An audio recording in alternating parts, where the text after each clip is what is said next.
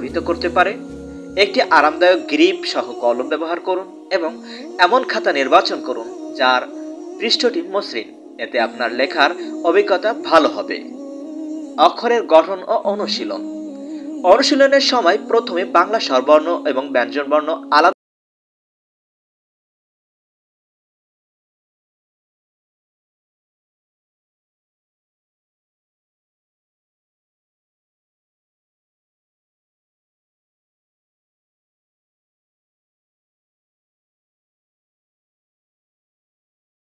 সম হয় এবং একই লাইনে থাকে সেদিকে খেয়াল রাখুন।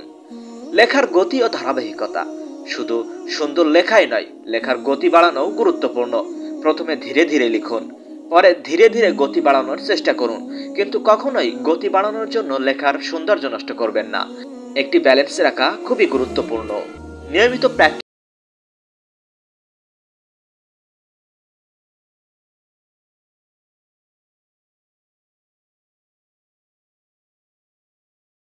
এছাড়াও কবিতা বা বই থেকে লেখা অনুশীলন করতে পারেন। এটি আপনাকে নতুন নতুন স্টাইল শিখতে সাহায্য করবে। আপনার হাতের লেখাকে আরো উন্নত করতে এই টিপসগুলো অনুসরণ করতে পারেন।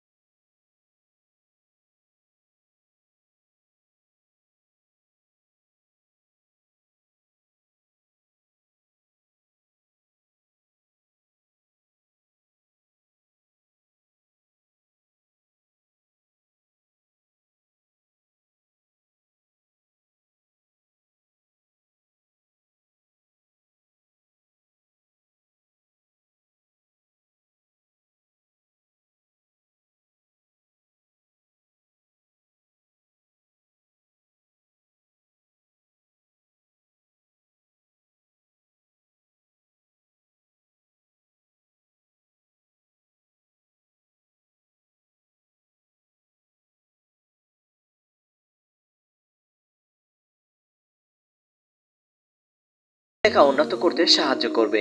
যদি ভিডিওটি আপনার কাজে আসে তবে অবশ্যই লাইক করুন এবং আপনার বন্ধুদের সাথে শেয়ার করতে ভুলবেন না।